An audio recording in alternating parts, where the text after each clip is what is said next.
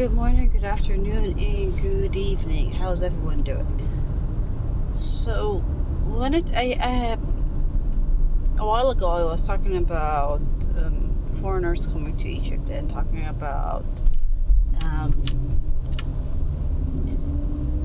if you had a job, like if you were an Egyptian living outside and you wanted to come back to Egypt, and my advice was not to come back and to stay as much as you want to outside, as much as you can, unless there's a definite reason that you're coming back. Other than that, stay outside.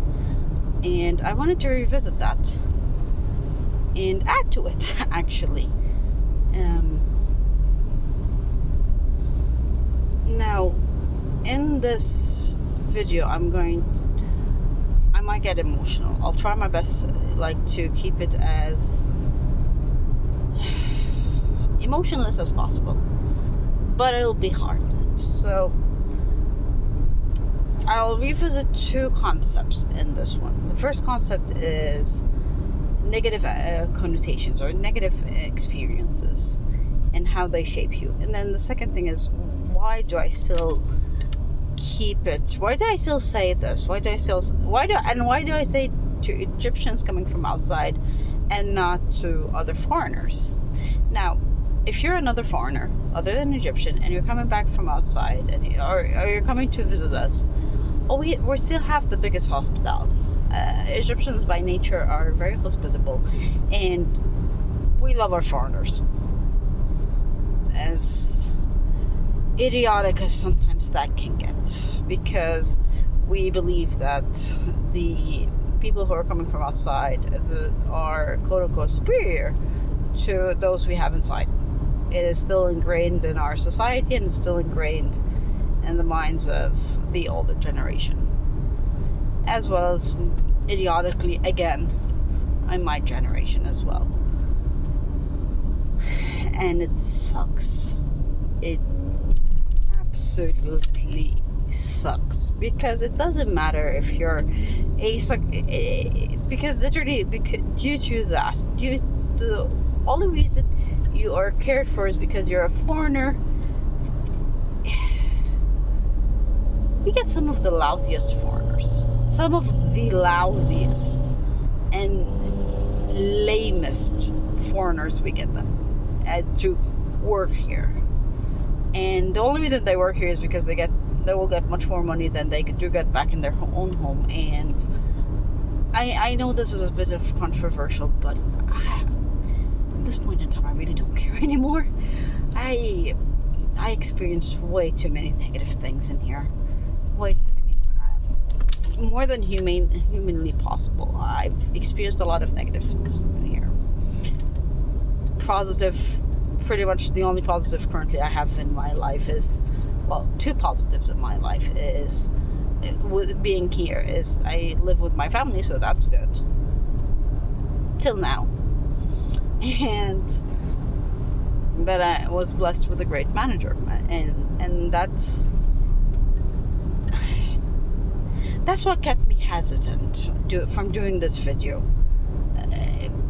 because, and as you can see, I'm literally hesitant in talking here, because on the one hand, I mean, if I go with pros and cons, purely pros and cons, oh no, the cons are much more, but the true pros that are here are worth those cons.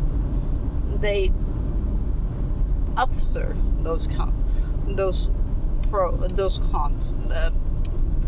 It's rare to find a good manager. It's very rare to find a good manager. So that's part of it. And the other thing is, again, I live with my family till now. And I say till now because let me tell you a little bit about the family court system here in Egypt, because that I've been dealing with for the past 4 years, and boy do I hate it. A lot of people say it's very much toward the mother. It's a system that is very unfairly biased toward mothers, because again, you have to look at the society and we're dealing with here, and the society we're dealing with here, still believes that that a woman's job is to be in the kitchen and to be the nurturer of the kids. And I need you to put a big pin in this one. That the job of the female is to be at the house and to be like I said, the nurturer of a baby machine, a 24/7 baby machine. And I do apologize, because I am going to be dumping stuff now, in dumping a lot of negativity. I'm going to be dumping now. And if we look at that part of society now, I know there's a lot of females that are going to be like, no, but I work. I'm like, are you married? Yes. Okay. Are you? If you're married and you're still happily married, great for you. I'm truly blessed, happy for you. If you're divorced, do you have a good ex? AKA, does that ex not make you? Does that ex not drag you through the course? Whether you or your ex drag each other through the course, then great, absolutely wonderful, great for you. On the other hand, are you on the course? Does your ex make it so that you are unable to travel, unable to give the kids the best educational ever, even though you're the one who's paying everything, you're the one who's dealing with everything, you're the one who's picking up the crap, you're the one who's doing everything, but because of the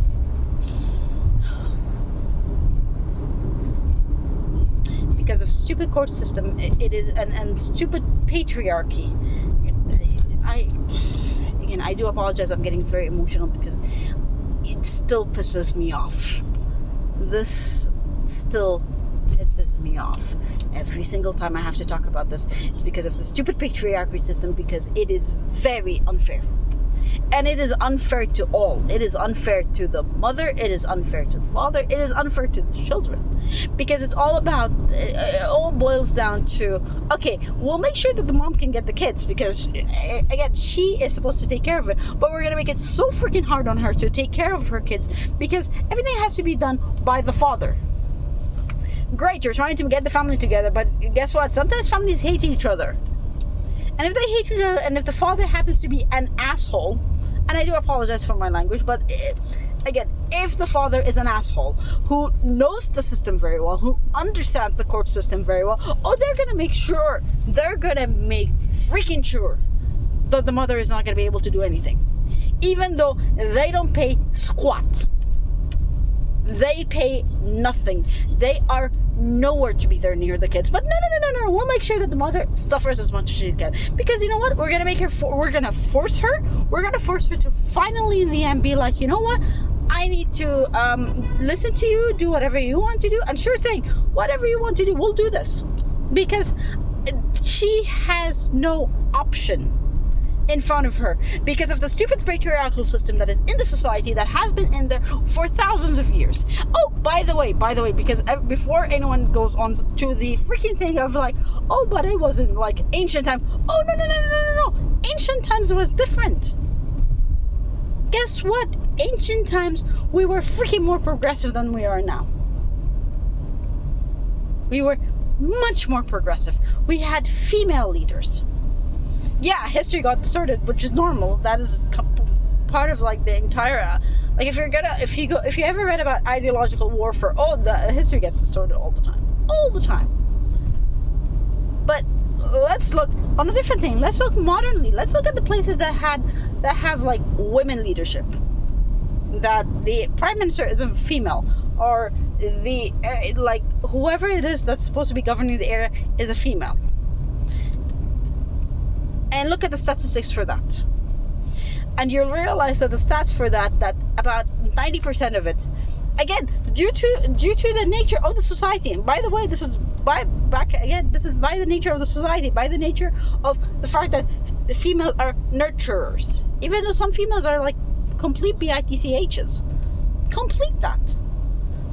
but because because we have this notion that a female should be like nurturing, she should be like, she is the one who carries the entire burden, because she is the one who has to like shoulder everything, because the poor guy has to go around and has to like be the person who provides for the family, knowing that within the society that we're currently in, within the stupid society that we're currently in, that doesn't happen. That does not freaking happen. It hasn't been happening in the last few decades, because men already figured it out. Like some of the men who are like, okay, there are men who are great, and for that you have my entire support, and I wish there were more of you. I wholeheartedly wish there were more of you, because you make life much easier. You made life actually better. And I wish there were like other females that would actually like not be stubborn. I mean, I'm stubborn. Didn't get me anywhere. And relationships are about compromising. You're compromising, but at the end of the day, the compromising does not reach the point of compromising your own values. It's not about the values. And then there's some people who are just like, you don't get everything, you don't get all the cards in the life. That's just how it is. Some people are great with relationship, other people suck at relationships, and it's okay. It is very much okay. You work your ass off, you try your best, and then you suck at it. Can't do anything about it. Try as much, you can't do anything about it. You suck at relationships. And that happens, and I know this is me ranting, and I do apologize for ranting, but just I've got a lot of my, like literally a lot of my shits that I need to get off about this country, about this Egypt. And you know what, the other thing that pisses me off, which is here, the thing is, like, the only thing is that we keep like talking about how great it is and how great we are, is ancient history, which, by the way, that as well is being distorted now. Can you at least leave us something? I mean, just leave something for this country. Leave something for this country, for the Egyptians, because at this point in time, there is nothing for the Egyptians. There's absolutely nothing. There's no country that cares about us. There is no, I mean, the country definitely does not care about us. Definitely. And if it does care about us, it cares about a certain type of people and certain group of people, and that's about it. The rest of the people can go to hell. They don't care. With the population that we have and the amount of talent we have, and this is the whole different rant. With the amount of talent we have here in Egypt, and I'm not tooting the horn of Egyptians, but there are some geniuses in this country. There are a few, I'm not going to say a few, but there are some geniuses. There's some prodigies in this country. What do we do with them? We freaking bury them. We freaking bury them. We do not do anything. And I say we as a society, I say we as a country. And this is why I find it very hard to like Egypt. Very hard to like Egypt as an Egyptian, because I know this, because this is what happens. This is the reality of it. Prodigies are not given. The only time a prodigy is even mentioned is because they have a social media, or somebody from the social media, from actually the group that the country actually cares about, noticed them.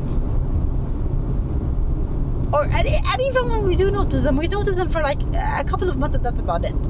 Oh, this person is a brilliant physician, and this person is blah blah blah. This is an Egyptian. And the other time we talk about the Egyptians is when they go outside.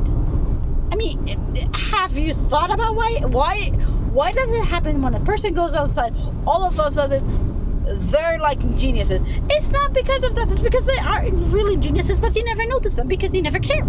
Because all you care about is stupid stuff. I am so angry. I am so angry. So furious. Because I see wasted potential. It's just like any other company. It's like a company that has amazing employees inside it. They have great employees inside it, but then because the management system in there, or the like a board of directors in there only care about a certain group of people or a certain amount of people or a certain nationality. Therefore, that nationality is superior for other nationality, even though the other nationality have more competent people. Or because of gender, because of like sexism, classism, whateverism. And then they rule the day that like, oh my god, I did not notice that this person was like, oh no, you noticed. You just did not care.